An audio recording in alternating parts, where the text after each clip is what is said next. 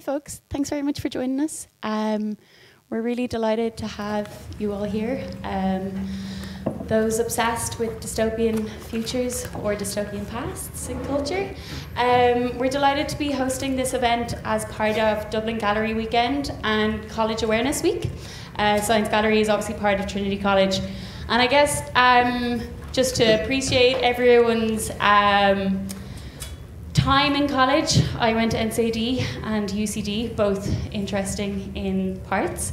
We have Liam Geraghty, who's going to moderate this evening, Declan Shelby, graphic artist or comic book artist, Harvey O'Brien and Ailise Bulfin from Trinity College. And I guess in UCD. Sorry, UCD. Well, then what I was going to say was maybe to share their experience of college. Where did you guys come from? Well, I don't really know how much of my experience of college I want to share, but I went to Trinity undergrad and postgrad, and yes, it was generally great. Harvey? I was all over the place. I started out in what was called the College of Commerce Rathmines, which is DIT. Then I went to DCU to do communications, then to UCD for my MA and my PhD. And I work at UCD, so I've been around. Letters. And so many letters behind that name. Liam? I did a PLC in Rathmines College in media or in journalism, and then I went to Ballyfermot and did media production there. And does anyone know who else went to Rathmines? Apparently Pat Kenny studied there as well. There you go. Pat Kenny. And Declan? I went to Limerick School of Art and Design in Limerick, which probably would have been a clue there. I think it's part of LIT. No, it's not LIT, it's part of... so long ago now, who knows. But yeah, I got a degree in fine art printmaking there in 2003. There's nothing like talking about college to make people nervous, so let's kick on with the rest of the evening. And I'll leave Liam to do the proper introductions. Okay. Thank you very much, guys. Hello, everyone. You're all very welcome. This discussion and this evening is all about how it's going to end and why we are so obsessed with that. And it's kind of interesting. I mean, the amount of people who are here to hear this discussion about the apocalypse kind of aids to that. But I suppose just one thing I wanted to mention was when Orla contacted me to moderate this panel, I was trying to think of some of the things that in popular culture that have involved either apocalyptic or post-apocalyptic stories, and there's so many of them. It's so pervasive in our culture. I mean, the other night I was watching an episode of RuPaul's Drag Race, the reality program about drag queens, and one of the challenges was to create some apocalyptic couture. And then I was thinking of an old movie I really love from the 70s, I think. It's written by Spike Milligan, The Bed Sitting Room, which is basically about World War III, and there's the population of England is 20 people, and there's a guy who goes around being the BBC, and he just has kind of his tux only is intact from here up, and he goes around and just has the shape of the front of the TV, and he goes around telling those 20 people, the news.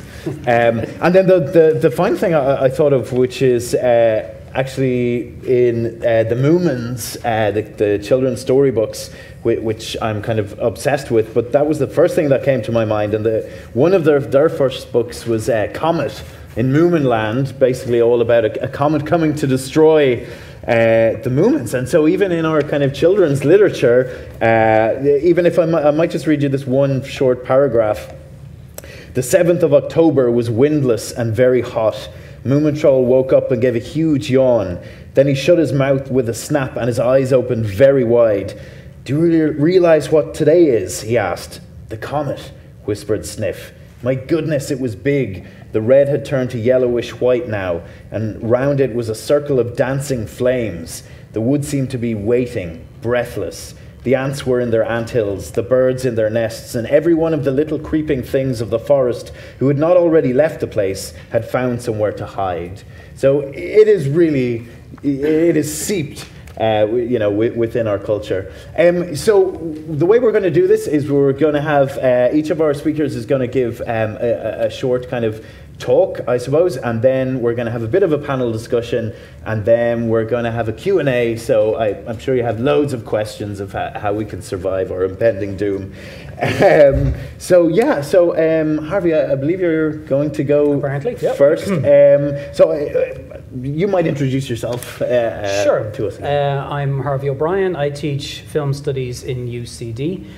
My most recent book was actually on action films, The Cinema of Striking Back. And I'm currently working on a project on adventure, some of which actually ties in with this, because actually the post-apocalyptic situation always seems to be one of adventure in these movies, which is kind of interesting. But you want me to just kind of move on in then? Sure, please. So, it's kind of difficult to follow the movements, but we'll go to Cormac McCarthy there. When I was trying to come up with a number of arresting images that would accompany this talk, obviously that's a really powerful image from The Road, adapted from the novel by Cormac McCarthy. But something always bothered me about that image. You have this Byzantine-style church with old-fashioned masonry and architecture. And, there's the Father and the Son, and it's a scene of devastation, I get it. But where's the altar? Who took the altar and why? Because in a Byzantine church, what the hell would the altar be? Would it be wood? If so, okay, fair enough, they would have burned it. But it seems to me that kind of church would have a marble altar or something heavy. And who the hell has got the time and effort to take a big, heavy... And suddenly when you start realizing you think like that, you realize you've been lost a little. And I think there's an interesting thing about the visual of the apocalypse and the reading of the apocalypse. They're two different things. And again, I come from the School of English, Drama and Film, as does Ailise, who's my colleague there. But the literary imagination allows us to insert ourselves into that space in a way where we can fill in the gaps. Whereas the visual image is literal. It presents us with something to look at. So our fascination with the apocalypse is very much about what do we see? What crazy stuff is going to happen on the screen, and why do we want to see crazy stuff happen on the screen? And always, of course, it's a metaphor, because it's not a documentary. Right? Documentary would be something that is dealing supposedly in the real or in social reality. So every vision of the apocalypse is in one way or another a metaphor, or it's one way or another an analogy for the world that we live in now, and the symbols and things that dominate our conception of what might destroy us. The classic image of that, of course, is Godzilla. So there he is, a monster stirred up by the nuclear monster, taken from reality itself, who destroys urban spaces. And we enjoy the spectacle of Godzilla's destruction of the space. But of course, anybody who's watched a number of Godzilla films knows that the character varies very wildly, and sometimes he becomes the hero and the protagonist of the story. And in one, he even has a son that he teaches the values of family to. So he's a very changeable metaphor, is Godzilla. He's not necessarily Jr., right? always. Yeah, Godzilla Jr. Very cleverly worked out. Yeah.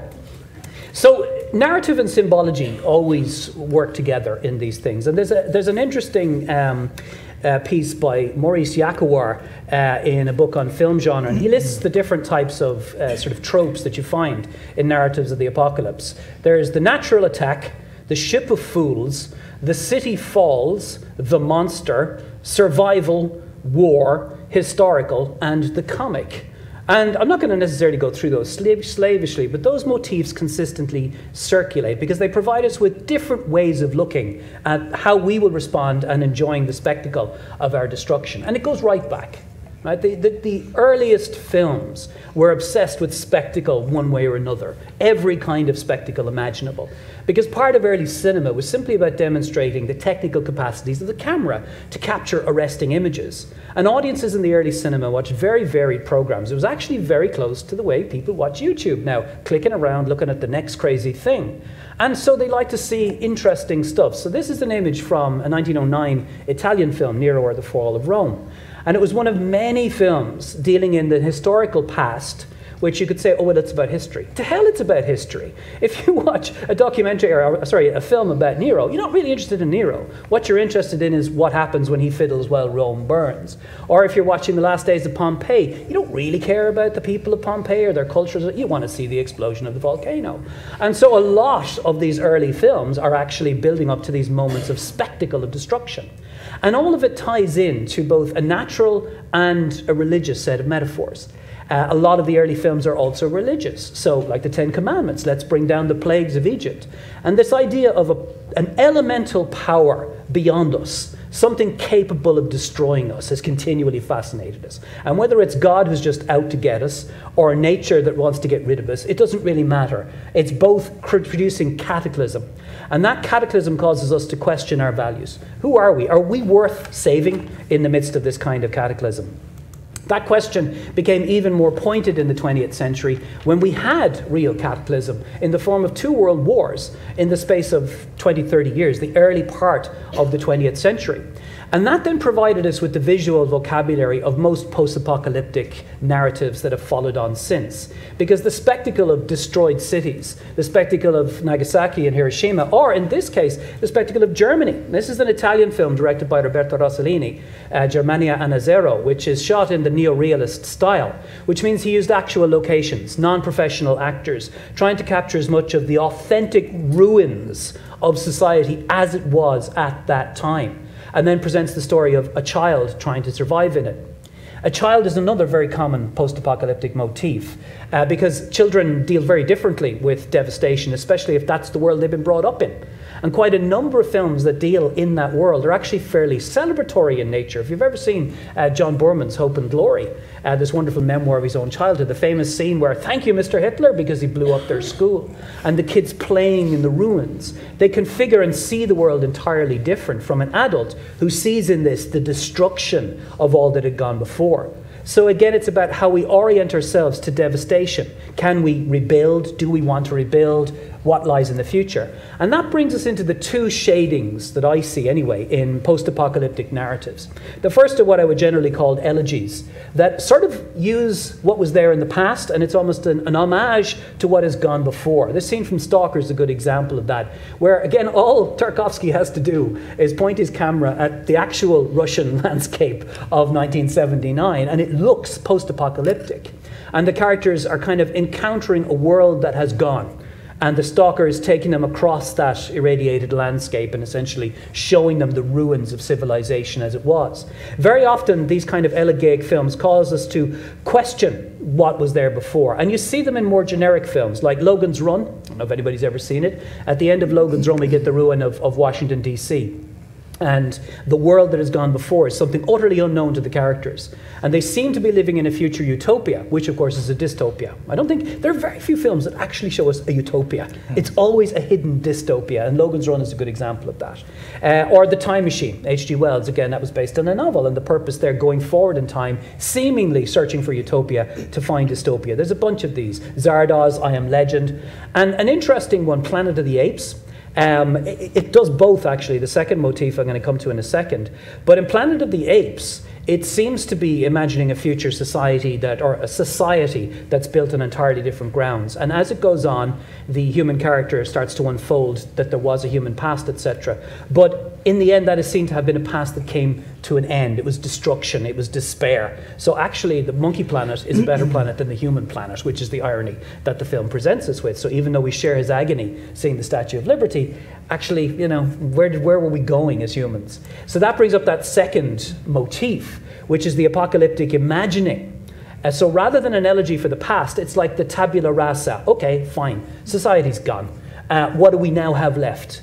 And where do we go with it? What do we build? And these are the values that are constantly being brought into play. So the Mad Max quadrilogy is a good example of all of these motifs being brought through, because actually, in the first Mad Max, society is in a state of collapse. In the second, it has collapsed. In the third, society is trying to rebuild itself, and the children are searching for Tomorrow Morrowland, this mythic place where everything will be okay. And when they get there, they find it's the ruins of Sydney, and they say, well, okay, fine, let's move on. Again, children. And then in Fury Road, we have, again, those same motifs being cycled through now, a new image of narrative activity in the case of a female lead and so forth. There's a bunch of films like this. There was an Irish film a couple of years ago, The Survivalist. Anybody ever see that one? It's worth a look, very interesting. Deals with an all-Irish cast, and again, it's about after society is gone, what do you build up and what values are in play? And you're confronted with a very difficult ethical dilemma in that film, where the central female character has a daughter, and it becomes a question of trading survival for sex. But then it becomes a battle of sexual will as to who's going to survive. The two women fighting essentially to please the man who may or may not kill them, and then things go in an unexpected direction. But anyway, be that as it may. There's a bunch of films in this mode. In fact, this is the most familiar mode, the post-apocalyptic fantasy, imagining what our society is going to be. And interestingly, it has become an interesting place from the point of view of navigating female identities. Furiosa is a particularly obvious example, but well before that, we had Tank Girl.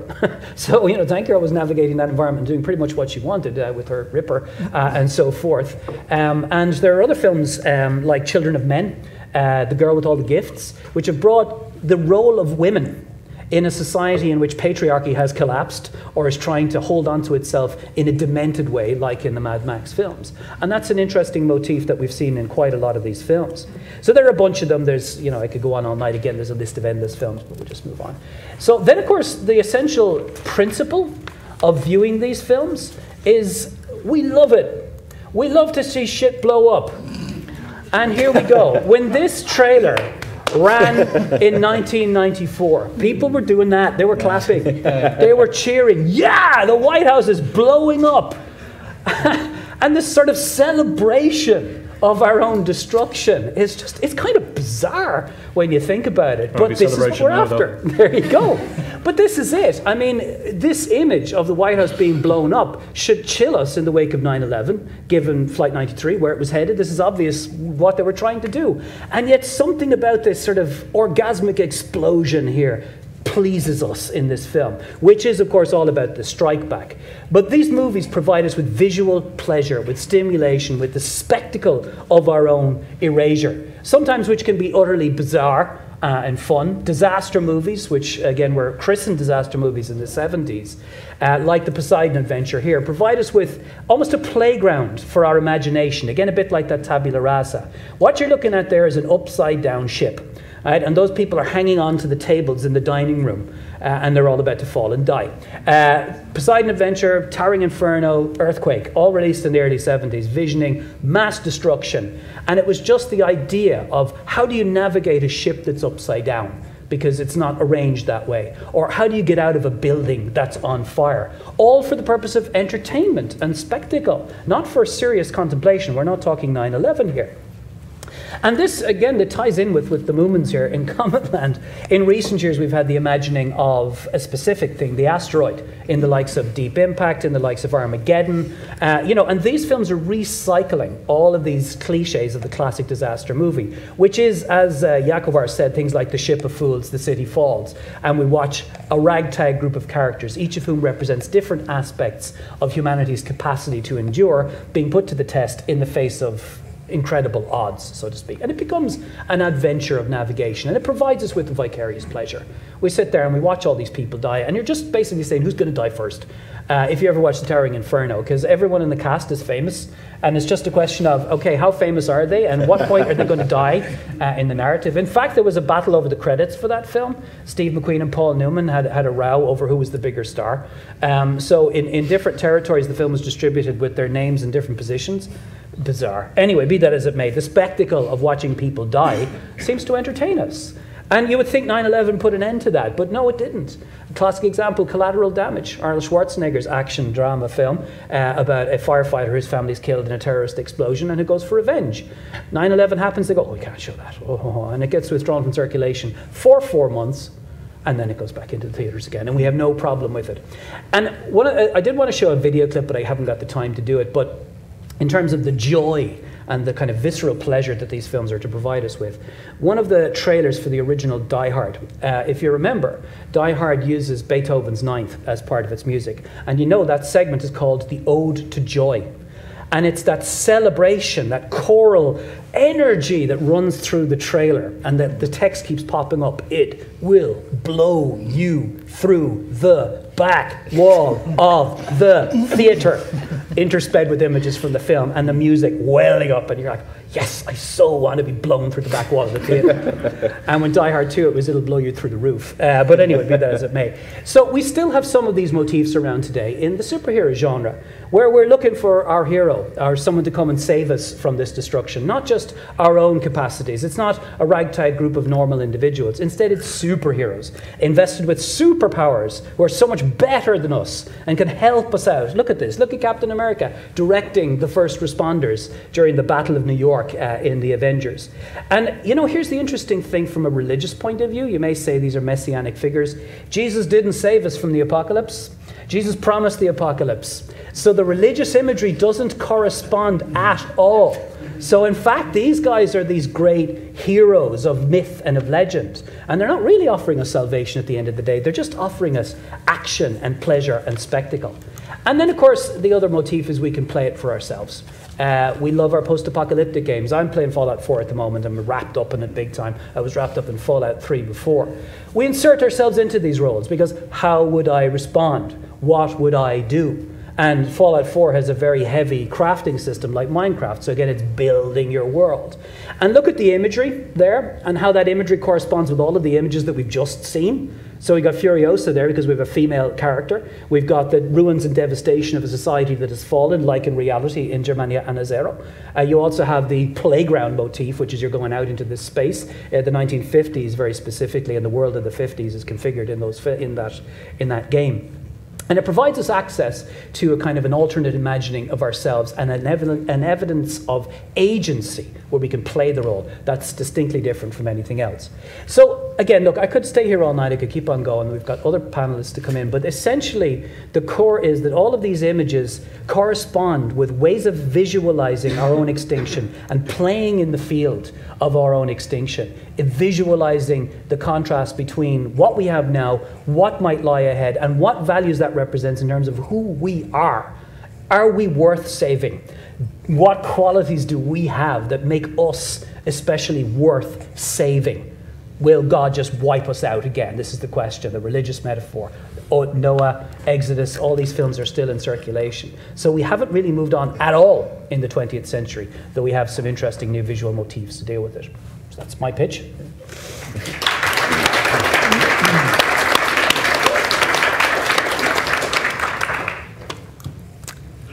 Okay, well, I think as Harvey's really amply demonstrated, and I think as we're going to be saying a lot this evening, that current popular culture is just absolutely saturated with these images of catastrophe, collapse, and also the post-catastrophic scenario. Just for example, I mean, I was talking to a student today. I was asking students if they read this or watch this kind of material, and she said, you know, I don't really want to, but you can't avoid it. This I found instantly when I was looking for volcano movies. There's a whole sub-genre of disaster movies that feature volcanoes. This is super eruption because clearly ordinary eruptions just aren't interesting enough anymore. But what I want to do, and I will come back briefly to super eruption, what I want to do this evening is just to take you back in time a little bit. Because while these images probably seem like they're really, you know, these films, they're really contemporary and up to the minute, or at least dating from the 1970s with the Poseidon Adventure and so forth, they really have a much longer history in their current kind of secular versions than you might think. They actually go back arguably about 200 years. So what I want to do is start with a little story about Lord Byron in exile in Italy in the year 1816, and a poem that he wrote that year called Darkness, which has to be one of the bleakest imaginative treatments of humanity's future that I've ever come across. Now, if there's any geologists in the room, actually there is Lord Byron. He liked to affect Oriental-style dress, I think part of the persona of being mad, bad and dangerous to know, which he genuinely was. But any geologists in the room will know that 1816 was famously referred to in Europe as the year without a summer.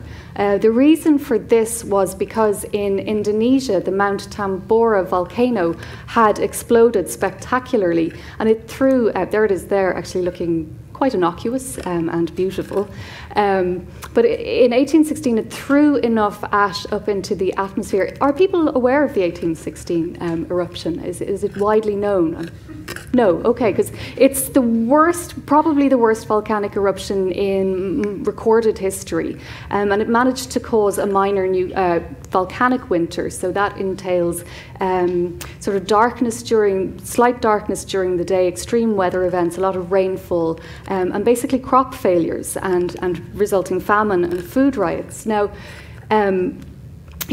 those were global.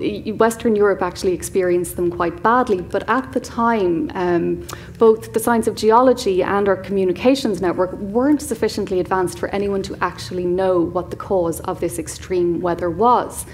There was even speculation, kind of pseudoscientific speculation at the time, that the sun was actually starting to fail.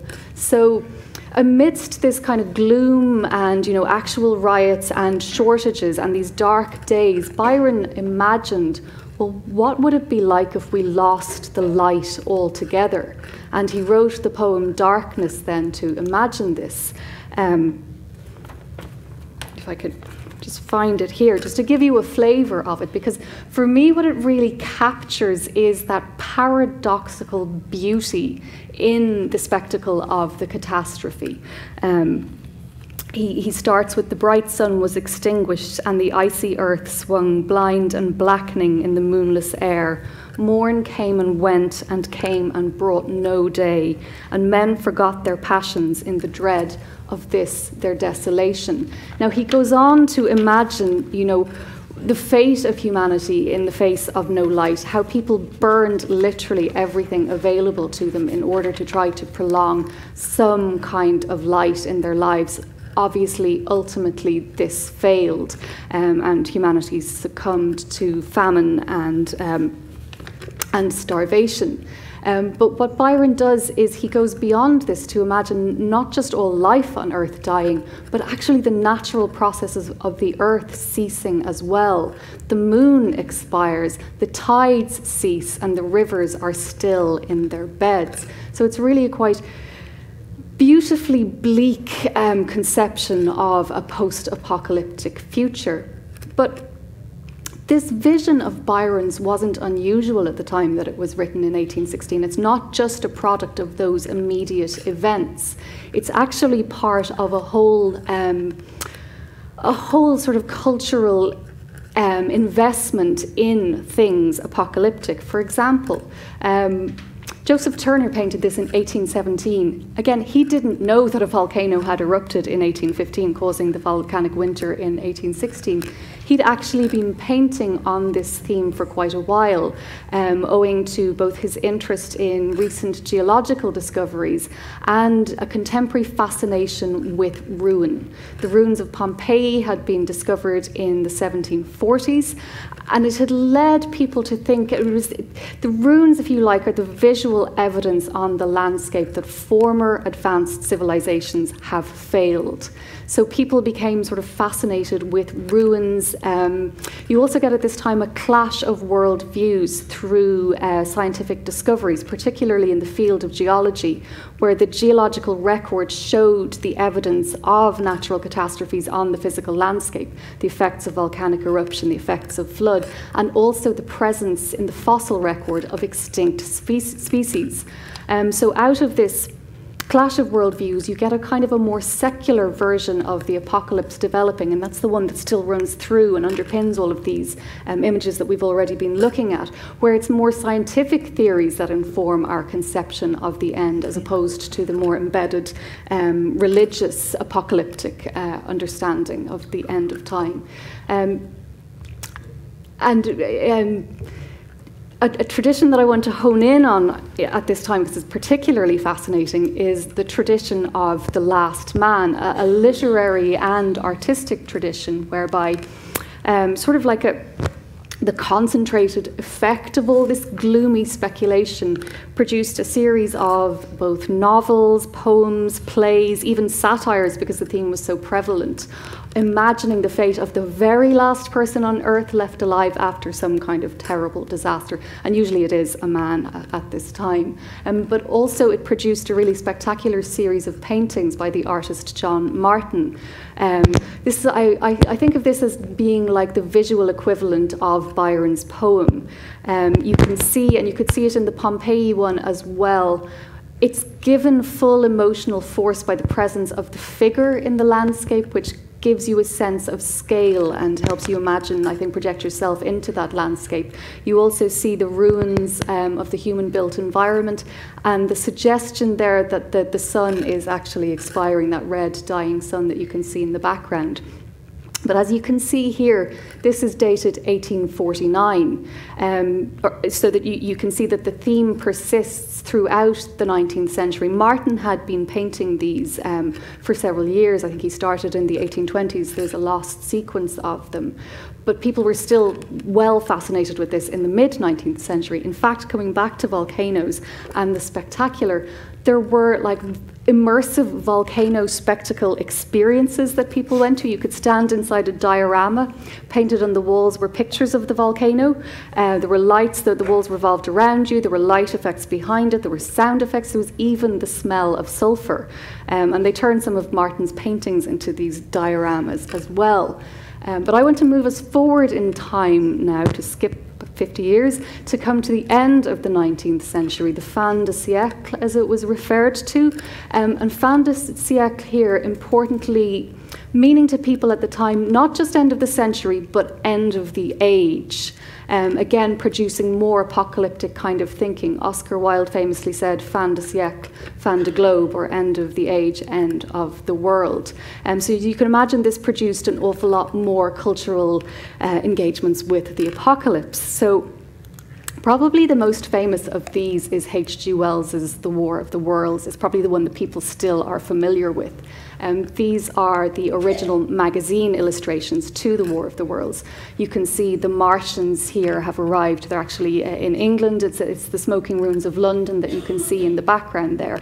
And they've arrived to consume humanity. But as Harvey was saying, these things are always kind of metaphors for our own actions towards each other as well. Again, the War of the Worlds wasn't just an isolated phenomenon, though. I mean, it is part of a mass outpouring of novels imagining massive conflict breaking out in the world in the immediate future. You have to remember, this is the 1890s. The First World War is only really years away, and there's a whole series of novels imagining the European nations going to war with each other. This is a much less well-known Wells novel. This is before flight has been developed, just, similar to some of the ones that you showed of environmental catastrophe texts. This here is from a text imagining a massive volcanic eruption which causes a lethal gas cloud which wipes out everything. So there were also novels that imagined comet strikes, floods, tidal waves, new ice ages, even climate change was being imagined back in the 1890s.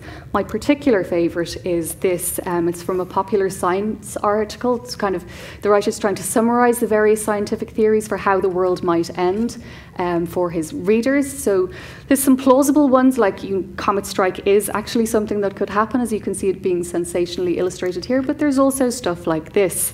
A sudden appearance out of the sea of a race of amphibian monsters capable of sweeping men out of existence. But don't you just see Godzilla here as well? And then this new ice age, again not implausible, but the loathsome creatures creeping over the ice maybe a little bit more so. And then this, which is based on the premise that the center of the earth is liquid oil, and that if we keep extracting it, basically the surface of the earth will cave in.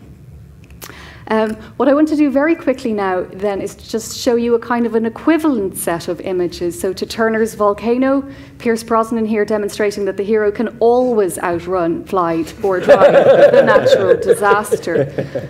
What else have we got? A Last Man from the 1970s, the Omega Man, and then that was you got a badge there just in case you were confused. I am the Last Man, and then that was remade as I Am Legend more recently.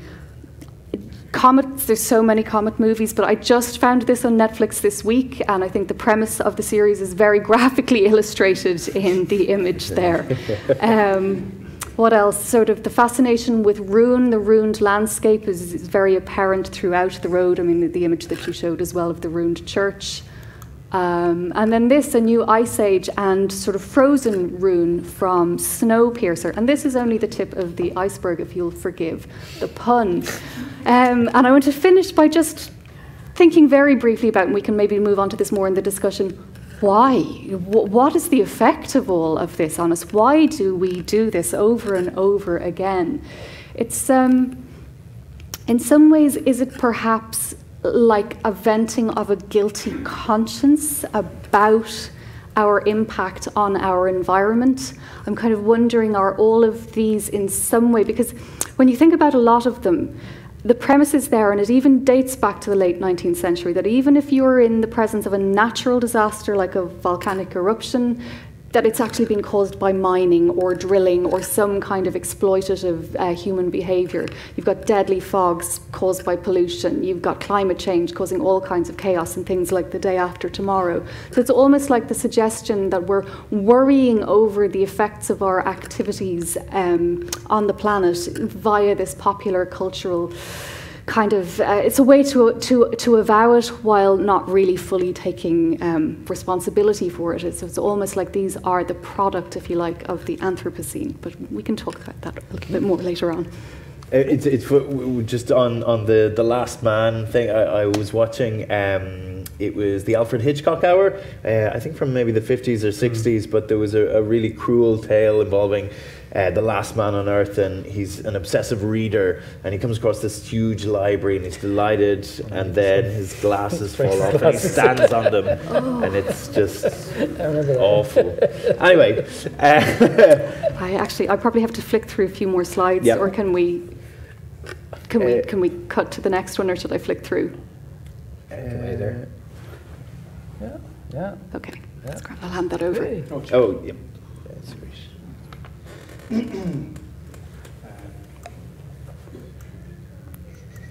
There's just so much material to choose from that I failed to actually be able to narrow it down and delete these out. So the main thing is the climate.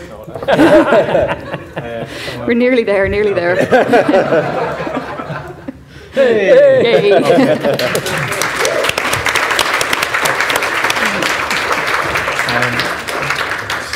I'm Declan Shalvey. I'm a writer-artist of comics and graphic novels. I'm not a fancy college professor. I'm just a guy who gets to live. Okay, neither are we. Yeah, I just get to live my dreams every day. That's all. But we live our nightmares. But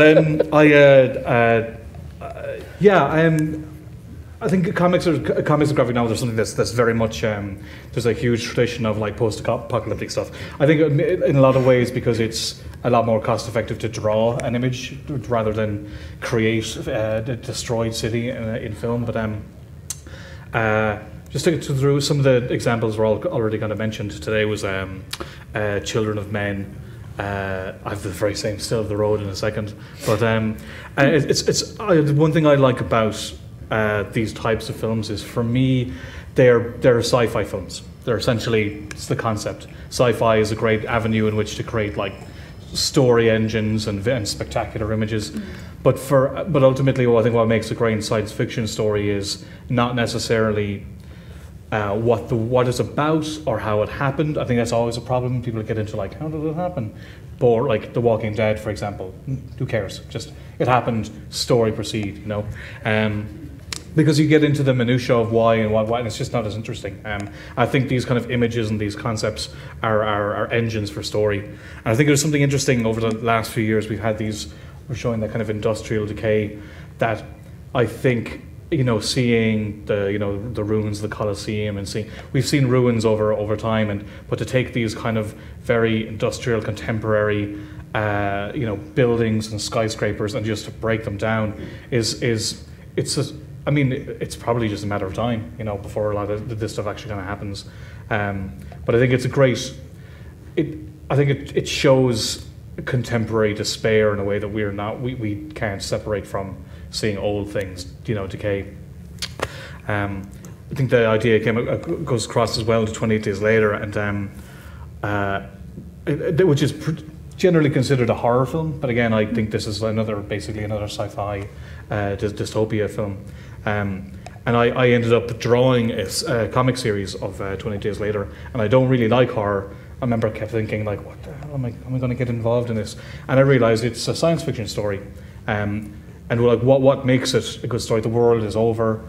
Same with the children of men, with the concept being that like can't procreate anymore, so the human race is going to die out. With the road, like the earth is dead. So what happens when these horrible things happen? And for me, I think that they generate despair and therefore hope. I think what these films do a lot of the times is, sorry, not films, but just in contemporary popular culture, it creates a scenario that's so awful that you can't imagine it being worse, and it just forces you to strip away everything else that's from a story point. I mean, I guess, but it forces you to strip away and really consider what's important. So when the world is ending, when the world's dead, what's important? His son. You know, when we can't procreate, what's important? That there's one child. You know, they're excellent constructs for us to kind of really evaluate the human condition. But I worked on 20 Days Later for years, so that's one of my drawings. And I was thinking over all the stuff I've done over the years, and mainly superhero work, to be honest. But there's a lot of examples of comics that you might not, or graphic novels that you might not know about, that are post-apocalyptic. This is Sweet Tooth, written and illustrated by Jeff Lemire, and it's a story of an animal-human hybrid whose human father dies, and when he realizes that his father dies, he goes out into the world to find that some kind of disease has wiped out most of the population, and all that exists are humans and animal-human hybrids, and there's this whole war happening. And he's basically just this innocent kid caught up in the middle of it. Another one is Why the Last Man. I don't know if you've heard of this. Similarly, Last Man on Earth, but the reason he's the last man is because every other man is dead, and it's a war populated by women. Which is really interesting because it's not the utopia you all think it'll be. Sorry, I think I lost my microphone there. Cheers, man. No, thanks. I mean, it's a really interesting piece about gender politics, like how this idea that the patriarchy falls apart, what happens, and especially also like if there's one man on the planet, how are they going to procreate? But it's not as fun as you might think. But it's a really interesting concept. It's written by Brian K. Vaughan, illustrated by P. Guerra. I definitely recommend it. Another really good one is DMZ. It's effectively what if there was a second American Civil War and Manhattan becomes a demilitarized zone, and it just straight away there it's just an engine for more story. It's written by John Wood and illustrated by Riccardo Berticelli. And I'd say one of the most famous ones is Watchmen, which was made into a very, very bad film a few years ago. A film that removed all the subtext and nuance of what the story is about. Story being there are these really powerful superheroes, but it's very much for me a sci-fi story. The concept being that who watches the Watchers? You know, there's this powerful superhero team who stopped a nuclear war from happening, and ultimately power corrupted them. And essentially, not spoilers, but at the end of the movie, that the world ends. But it's this wonderful kind of deconstruction of the quote-unquote the superhero, of politics at the time. This was the 80s, so it dealt a lot with the idea of Reagan and the Cold War. It's kind of a staple. I highly recommend it. And the risk of being too self-serving, it's a comic series called Injection that I draw, which is it's not post-apocalyptic. It's kind of not the right word, but it's presently apocalyptic, in that the apocalypse is going to happen, and that the characters in the story have to find a way to stop it. But it's littered with a lot of images of kind of desolate architecture, stuff that actually exists right now, like in a lot of cases it's oh, that's not me. In a lot of cases it's like it's like factories that have closed down or buildings that have fallen apart, but it's there's loads of examples of stuff in comics I highly recommend, but I ultimately I think, leaning on what you were saying about like the visual aesthetics of it, the epic scale, the vastness, it excites the mind for sure. And I think they're wonderful engines for story. And ultimately, I mean, in most cases, and I've yet to really find one that doesn't ultimately kind of need to be about hope. Because if you tell a happy story, you don't really get happy stories from that. They might cheer you up, but I think there's something to be said about going through a horrible experience and coming through the end of it, finding something worthwhile. But yeah, that's me. Cool.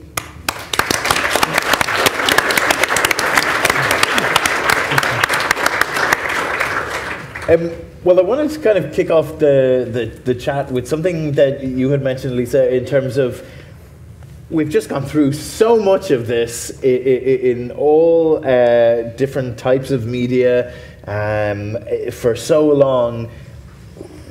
What do you think its effect of consuming all of this has? Like, is it similar to people kind of complain about kind of violent video games and that kind of thing? I suppose, and a question posed in an article I read recently about does apocalyptic fiction kind of numb us to that idea? Well, I've lots of ideas about this because as somebody who studies popular culture, I should have said actually I teach English in UCD, and I forgot to introduce myself before I started speaking, but popular culture is a real area of focus for me, and I'm always interested not just in how all of these films and comics and novels reflect what we're worried about, but maybe how they help to shape what we're worried about. So I sort of see it as a reciprocal process whereby artists and writers, they know very well that fear sells, and so they're aware of what our current worries are, and within the last year they've got so much more material to work with, because when I'm teaching this stuff I used to talk about the nuclear threat as if it was maybe in the past, and now you have to add it to all of the other things we have to worry about, like climate change, etc. So they take these things that are circulating and they write compelling narratives about them, but in doing so I think that they help us to think, like they do colour how we think about them. For example, things like The Day After Tomorrow. Are you familiar? No, amazingly, none of us have put up an image of The Day After Tomorrow. It's crap. But it's got the imagery. So from 2004, it imagines a rapid climate change scenario where the world kind of literally freezes overnight, and it was made specifically with an environmental purpose in mind by the director, and it provoked a lot of research because there was outrage in the scientific community saying that people are going to get the wrong message. This is unrealistic. This isn't how climate change will happen. We need to educate people as to the actual facts. So it produced about 5 or 6 international audience response surveys, and they showed that audiences are actually more sophisticated than that. They're capable of taking a sophisticated message from a very simplistic and bad film, and people went away saying things like they would consider changing their own behaviour in the future, right up to the level of how they voted. Now, whether they actually did that or not, there were no follow-up studies, but at the time that they were questioned, it had provoked that much thought. And I think there's possibly more that can be said about that, but I think that goes some way too. Yeah, for sure. Actually, just when you were saying that in terms of climate change, one film that sprung to mind, another, well, I think a bad film, was it The Happening? Oh yeah. Yeah, but a similar kind of. The plants are out to get us. Yeah. Yeah, the plants. Yes. This was trying to be good though. Yeah. Okay. Like, there's a difference between that and say those kind of disaster porn type films. There's one with Nicolas Cage in a plane. I don't know, but Knowing. Yeah, sure. But I mean, that type of stuff. I just don't. None of that kind of holds any sway with me. I'm not sure if it really reaches people, other than being just a sensational image. Like what you want is. Especially from a story point of view, like what I was saying with science fiction, is the best science fiction is telling something about today, but it's showing tomorrow in order to do it. It's great. Like actually, Children of Men is incredibly present, like with regarding like immigration and stuff. That it seems like a total fantasy. That film was just like 10 years old or something. It's. Ideally you're telling something through a kind of a visually pleasing element, but you're saying something that really, really matters. I'm not sure if those films are really saying anything. I mean, it's interesting that people were picking up on that stuff. I think this as well, especially with things like politics, I think you want to hide your message within a story. If the character stands there and goes, the problem I have with politics today is, people will just, because they feel like they're being spoken to. But it's why I'm a big fan of things like Star Trek, which is you know, in the opposite way, it's more of a utopian fantasy, but the best way is to deliver it in the context of the story, and instead of being about like black people and white people, make them like, you know, half white, half black, and half black, half white, you know, and you see how ridiculous these type of things are. But if I was telling you this is a story about racism, if you were racist, you might switch off. You know, I think these stories can really do a lot for like ultimately peeling a lot of that kind of stuff away. Well, it's actually interesting you were saying Nicolas Cage in a plane. Actually, I think you're referring to Left Behind, the recent remake. I apologise. Yeah, no. I said knowing, and then I went, no, wait, actually, I think that's Left Behind. And that brings back to this religious thing that I was saying earlier on, because these are all secular images of sudden apocalypse. And again, our level of responsibility for it is the political debate in the real world. But always what we're presented with is the comfortable fantasy that it's outside of our control. So that these forces are intractable and massive. And like God will flood the world if he wants to, and there's not a damn thing you can do about it except be pious. Then you get rock monsters and you can go off and do the... Anyway, so Left Behind is part of the fundamentalist fantasy of the apocalypse. They had made a whole series of basically, the first one was made for theatrical release, and then they made 3 or 4 sequels back in the 90s. And they were all absolutely dogmatically religiously correct for the fundamentalist movement that sponsored them. It's about after the rapture, those who are left behind on earth fight the Battle of Armageddon. And that's really what those things are about. But I think that the religious dimension is always there underneath, because do we explain why it is? So it's this sense of something greater and more powerful than us. And that's why I said the contemporary superhero movie, again, makes it easy for us, because we don't even have the responsibility of being the first responders. Captain America is there, he'll sort us out, you know. And so I think it's again about power and about the sense of the things that are out there in the universe, or the things that are here in our world that can destroy humanity. Yeah, but those superhero films, though, the point of view isn't you as the bystander, the point of view is you as the hero, or you making those decisions. You know, that's a little different, don't you think? I know what you're saying, but they're always imbued with something special. Sure. So they're hit by lightning and they suddenly can run very fast. Or, they come from another world, and their extraordinariness signals them out from the ordinary. Sure. And the MCU has tried to bring it back into the ordinary by giving the characters relatively real-world motivations, but there's still a specialness. Whereas in the 70s, in those disaster movies, that ship of fools phenomenon was almost about their ordinariness. And interestingly, again, the Poseidon Adventure, the Gene Hackman character is a priest, the one who helps them through the ship. Now, he's a fallen priest, so his extraordinariness is singled out by his struggle with his faith and with piety. And at the end, he literally sacrifices himself, so it's a messianic image. But there's a sense of the everyman, a sense of the ordinary in a lot of disaster films, which is distinct from the super films, which is about the extraordinary.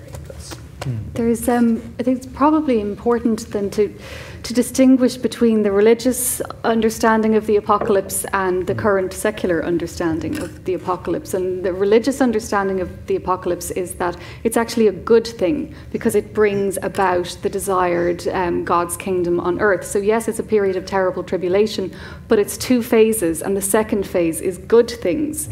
But since about the early 1800s, when I'm talking about the impact of those geological discoveries, what you get is a kind of a decoupling of the second phase from the destructive phase. So to all of us now, apocalypse just means, or most of us, I'm guessing, destruction, and very enjoyable, consumable destruction a lot of the time.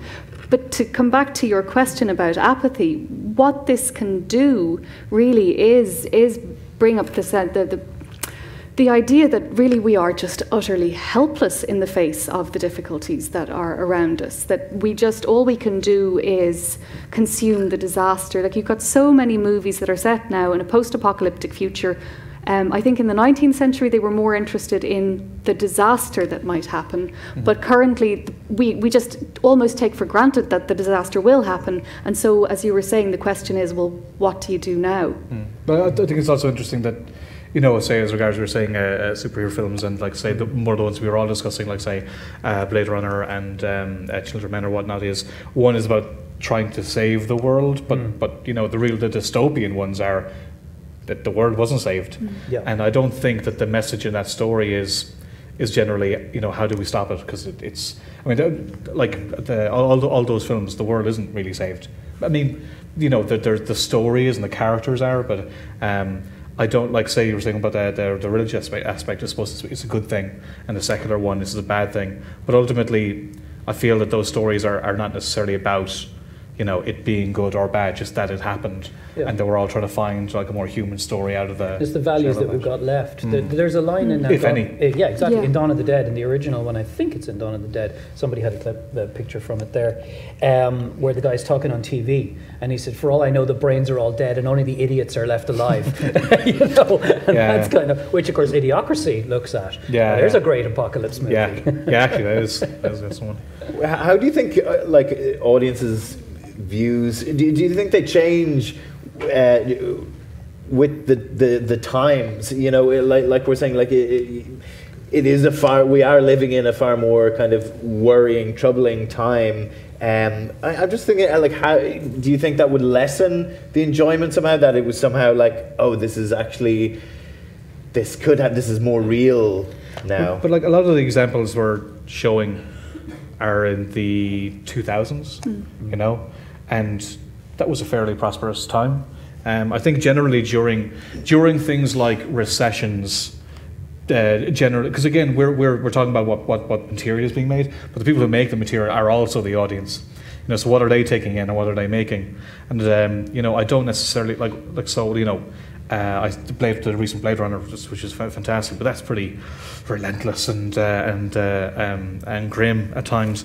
But I think at times like this, people generally like escapism, and when we're living more prosperous times, people generally like dystopia. I think is generally more popular. I'm not sure how much more, like, you know, for this generation or this kind of period, I'm not sure if we are going to see that much like post-apocalyptic stuff, because people just don't really want. They're feeling it right now. They don't really want to see it. Yeah, well, I mean, like I said about 9/11, and you know, you figure, oh, they never showed Die Hard on TV again, and of course they did. You know, people do get over the reality effect. Like I said, with the Second World War, it provided us with actual images of massive devastation, and these images are recirculated everywhere in the world right now, where there's civil strife. Like Somalia has been torn apart. I mean, we have these same images of destruction, and yet we keep celebrating them in a different context, because we're able to say, well, that's over there, and then it becomes a fantasy of imagining who we are in that sort of situation. So there's an apocalyptic experience that you can visit in England, where you can go and experience what Sheffield. It might be like sort of. Sorry, hope there's no one from Sheffield tonight. So 50 years into the future, after a kind of a slow slide into collapse, and you can live in a tent and see how hard it is to light a fire to boil your cup of tea in the morning. And I read about this in the Sunday Times, where it was back to back with an article on contemporary Syria. And there was just no connection whatsoever in the paper between the fact that some people are actually living the apocalypse. So we do seem to have this ability to, it's like these narratives allow us to acknowledge that these things happen, but provide us with a safe distance from it, because it's the lens of fiction. I hope this isn't going off for too much attention, but I remember when the Las Vegas shooting happened, I was in an airport, and pretty much it just happened. So it was just footage, no context, didn't know what it was. I remember for myself, I was like, you know, I felt bad, but I'm like, I'm just going to ignore this, because I have no idea what it is. It's just panic, it's just fear.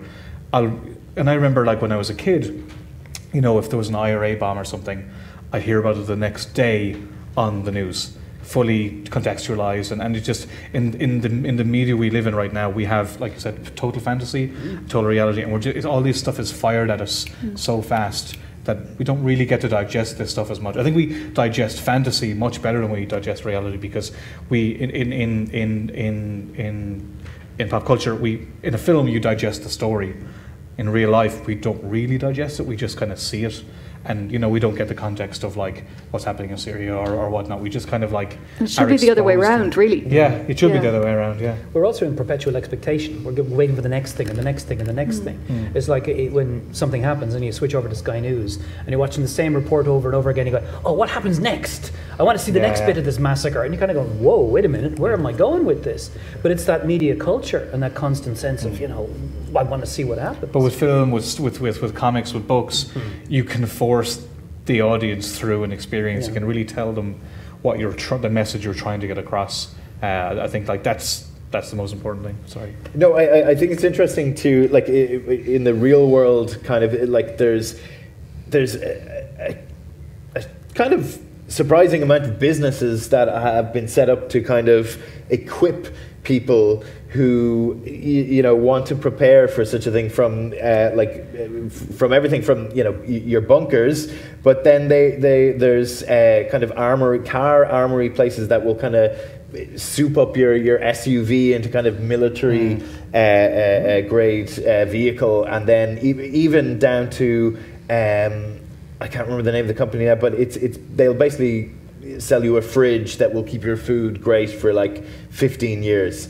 So it's interesting how right that out a kind nuclear explosion in it and travel across the landscape. But that's kind of always happened. There were people who sold bunkers in the 60s. Yeah, that's like dig up your backyard and put that's it down. the premise of the Fallout series. Again, that you literally you're buying into a company and you live underground and then you come out afterwards. So it's big business. Yeah. All right, well, we're going to throw it open to the room. So does anyone have any questions? Yeah, we have a question up there. We have a couple of mics, so we are just going to get a mic to you there. Yeah. Yeah, hey, so I'm wondering, semantics. You see a lot of male sexual language in apocalyptic scenery, semantics, right? Injection, explosion, eruption. Are you going to see any type of female sexual powerful language to come out soon? Have you seen it? Well, I would suggest Why the Last Man. Like, if it came, interestingly, a lot of those examples I mentioned came out in the early 2000s as well. But like, it's about a man, but the entire context is what, if you remove that, what happens to society.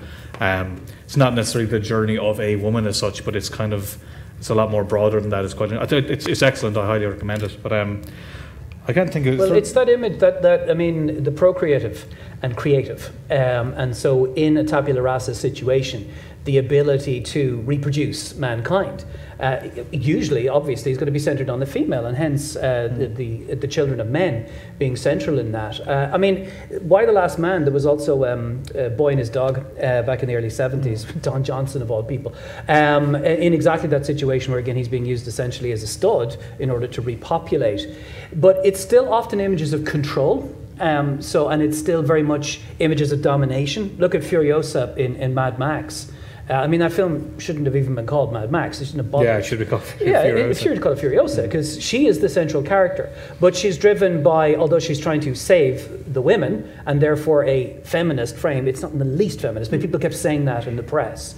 She's still taking on a very hyper-aggressive role. So it depends on what you mean from a semantic point of view about what would you envision as a female-centric set of symbols. The only one that comes to my mind is that procreative one, and the ability to create within oneself new life that can then lead forward, which is not available to a male. So I don't know, I mean, just the images. It also makes me think, though, and cringe, of a line from John Wyndham's The Day of the Triffids. After the disaster, one of the sort of social leaders announces, well, the men must work and the women must have babies.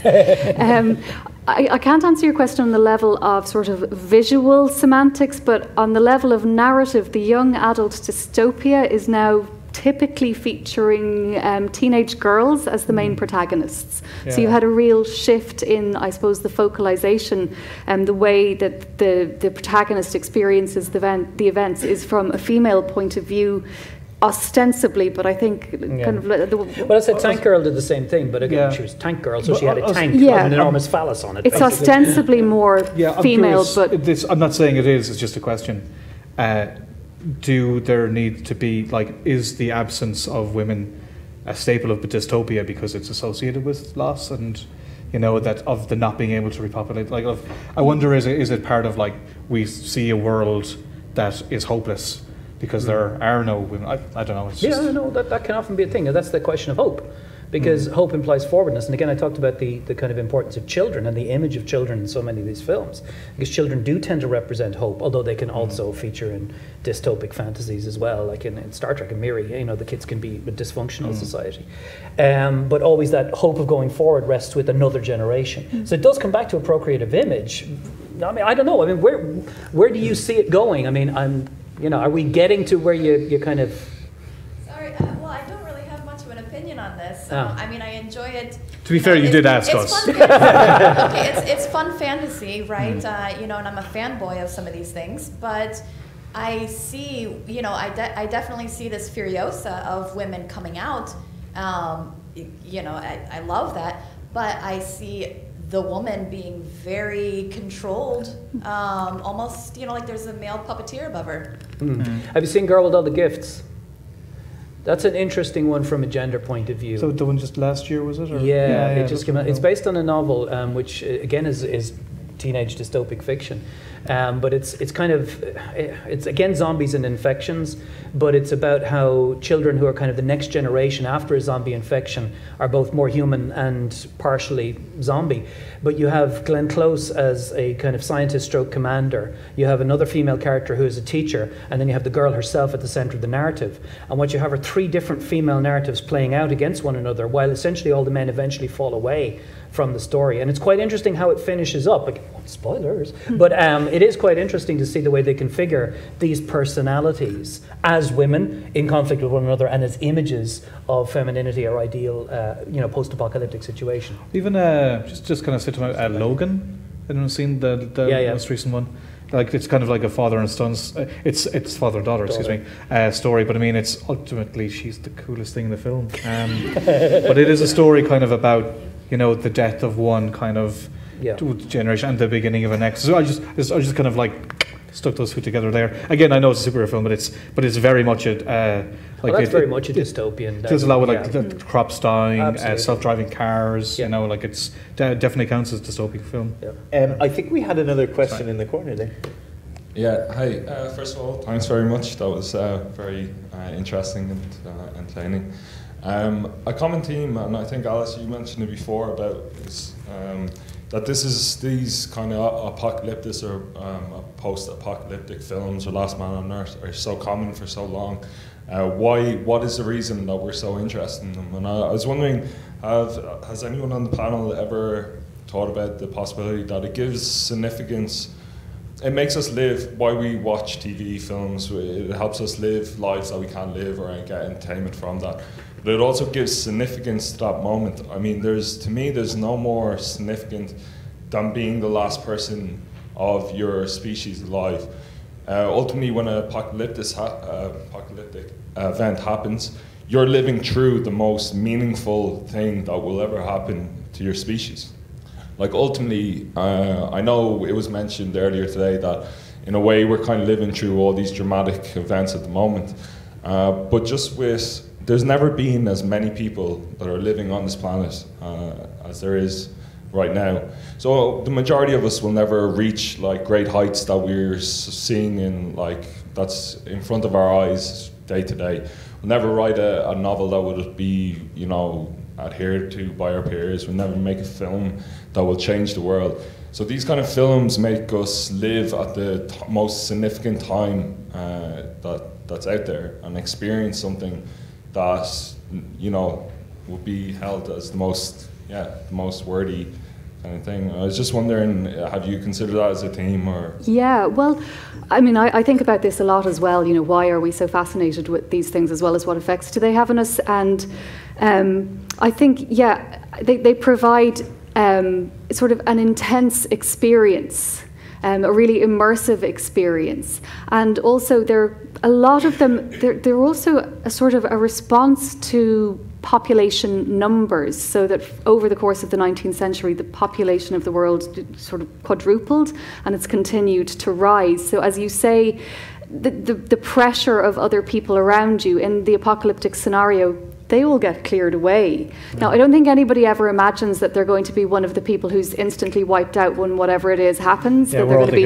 immediately consumed by zombies. But of course, that's far more statistically likely. But we all imagine we're going to be in, and we always say ragtag bunch of survivors, don't we? They're always a ragtag bunch. So, you know, we kind of imagine, well, which one will I be? Will I be the reluctant leader? Will I be the sort of the witty sidekick? Which function will I fulfill?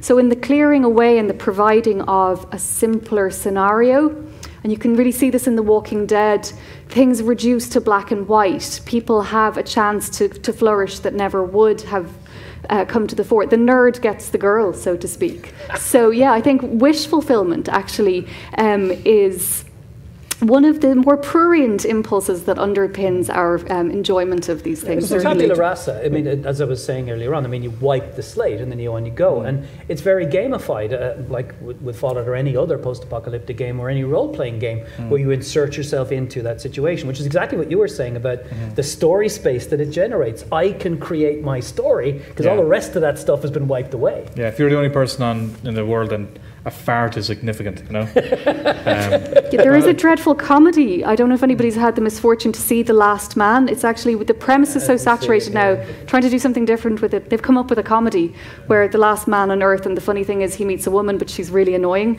Yeah. It's not very sustainable as a premise. Actually, I've seen that actually. It kind of turns things around on that, to be honest. But you know, it's. I think it's ultimately just a. You know, not if you were the last man on earth. It's like it's such a primal thing for everybody, you know. I think we probably have time for one more. Yeah, we'll go for 2 more. 2 more? Great, okay. I just actually kind of wanted to build on her question from earlier. You, Professor O'Brien, you spoke earlier about how when we strip everything else away, what we value is what's left. So, kind of it's a two-parter question. The first part is why you think in a tabula rasa situation we so often return to sexual violence against women as a theme in like our Fantasia things. Even you were saying about the survivalist and you have the 2 women competing for a man to not murder them by giving up their sexual agency. And then the second part of the question is kind of do you feel you said you didn't think Furiosa, sorry, the movie should have been called Furiosa, you're completely right. Mad Max Fury Road wasn't a feminist movie, but well, I mean, kind of considering, I don't agree with you, it's fine. Different conversation. But the way that the other wives, the wives' sexual agency being taken away and the ways that it's brought, them taking it back, and what they do with extending kindness to, I can't remember his name, Nicholas Holt's character is kind of the redemption of this rejection of the patriarchy. I'm just wondering, like, the kind of the 2 things compared side by side, why do you think we so often go towards the more sexual violence and not towards the kindness and actually a chance of not happening about that? Yeah, well, just to come back again, I'm not going to get into a debate about whether or not it's feminist or not, but the problem is, I think, for me, is point of view. And at the end of the day, there is no getting around the hosepipe scene in Fury Road. It is a spectacle of gorgeous women wetting themselves in tight clothing. And that wipes out any visual, you know, kind of on a visual level, it's pure visual pleasure. And it becomes the spectacle of the body. That wipes out anything. It's like with the difference between the direction of Wonder Woman and Justice League. You know, exactly where the camera's positioned in relation to Gal Gadot and her body changes how we see her. So that's where I come from on Fury Road, although I completely take your point in the narrative.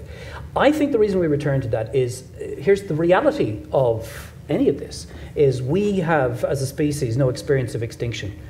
We may have come fairly close at several points in the past, and this is fed into our mythology. Things like the Great Flood, there does seem to be something in the anthropological record that suggests the human genome was narrowed considerably at some point in our past. But the things that do face extinction are animals. And, you know, it goes back to this point over here. There's no great tiger novel. You know, the last tigers are not going to write a novel of their legacy that we will know about for years to come. The sad reality. No opposing thumbs. No, they've no opposable thumbs. It would make things difficult. But the fact is that they have no ability to tell us their story of their greatness or whatever, of their world. Fundamentally, if you reduce humanity to its animal nature, this is what you get in these films, that what you're getting is the last of humanity going back to its fundamental principles of survival, which is that we are animals, we are beings, and that the first and foremost instinct of a being is to eat, to survive, to find shelter, and then to procreate. So they come back to those. And that becomes, from the point of view of human nature, again, a question of aggression, because that has been, as narratives have told us over time, that humans are fundamentally aggressive. Now, there are 2 points of view on that. It's basically your Aristotle and your Plato. Either, you know, we're born perfect and corrupted by society, or we're born imperfect and we must be corrected by a society that organizes itself. And those are the two forces that are in play. It's the Manichaean divisions that are always in play in tabula rasa films. But there's no drama without conflict. So the conflict comes from your fundamental things. So survival is, where will I find shelter? What am I going to eat? And then, will my sexual needs be fulfilled? Will I be able to procreate? Will the world move on? So they come back to those sort of competition principles that again inform the animal kingdom. With any degree of cooperation in animals, it still becomes competition. Competition to survive. Which again, we have the luxury of not really facing as a species, just in individual war zone situations, how will I survive this moment? But the terrible, awful, crushing reality of actual extinction is something we haven't really had to face, although, you know, this is what we imagine. So I think I'm answering your question, but I think that's why we keep coming back to those principles of survivalism. Well, I liked in the road that cannibalism was such an issue with it, you know, because I mean, it's the worst. What's the worst thing that can happen? And that's kind of where these things... Cannibalism of children as well. Yeah, it's absolutely. utterly entropic society. Yeah. I don't know if wish fulfillment comes into it a little bit there as well, and the fact that we have so often reiterated the idea that we'll go back to some kind of feudal society, you know, if there is an apocalyptic event, and that we have this, you know, cliched idea of feudalism as based inherently on things like sexual violence. But I recently was reading a zombie novel, which is quite good, called Zone 1, which imagines quite a different future after the zombie apocalypse. And it's actually the kind of reanimation of the bureaucracy. And so that the people post-catastrophe actually find themselves mired in such a bureaucratic system that when they find salvageable goods, they have to give it into a central distribution centre, and they can't just take it for themselves. So maybe it's just a cliche as well, sort of that it keeps getting trotted out so much. Yeah, one more, yeah. Hi, thank you, that was really enjoyable. I just wanted to ask a question. If you're looking at it chronologically, do you think that the depiction of an apocalypse has evolved or changed over time to reflect society? Yes. No follow-up questions. Well, I mean, it's always the same set of motifs, which is the point that I'm making. It's a question of our attitude towards it, in terms of things like responsibility or the details thereof. But as I was pointing out, and again as Ailise was pointing out, that, you know, these images of apocalypse circulated hundreds and hundreds of years ago, and it was the same set of ideas. It's just the forces that set it in motion were traditionally believed to be God and religion, etc. and so forth, and now they're deemed to be secular causes. So our imaginings are informed by our scientific progress in terms of the details, but the big picture remains the same, which I do think is on a species level. What happens if we get wiped out? It happened to the dinosaurs, you know. And I used to have a theory that, you know, there were more of these narratives circulating at particular times, tense times, like the period before the First World War or the period after the Second World War. But the more I look at other periods of time, the more there just seem they're still there. They haven't gone away. Maybe it's just periods that haven't been investigated so deeply. And I was reading something recently trying to explain the current fascination with apocalypse in terms of the sense of living in a time of increasing and unending crisis. But it was written 20 years ago. And, you know, things have only got more intense since then. So, yeah, it seems to be like in a lot of, you know, cultural products like novels and films, we worry about individual anxieties, but these things do it on a species level. There's definitely a book, if you haven't read it, called The Sixth Extinction by Elizabeth Colbert, I think it is. So I think it's kind of along the lines of that scientists generally agree that there's been 5 mass extinctions on the planet, and that the 6th is happening right now. But yeah, thank you very much. Thank you to Ailise, Harvey and Declan, and thank you to the Science Gallery staff. Yeah, you've been great. On that cheery note.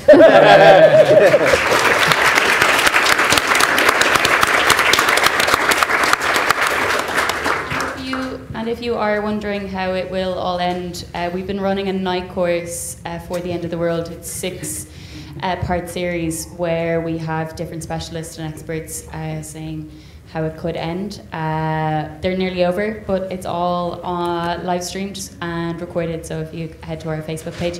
Thank you very much to Declan, Lisa, Harvey and Liam, and thanks very much for yourselves.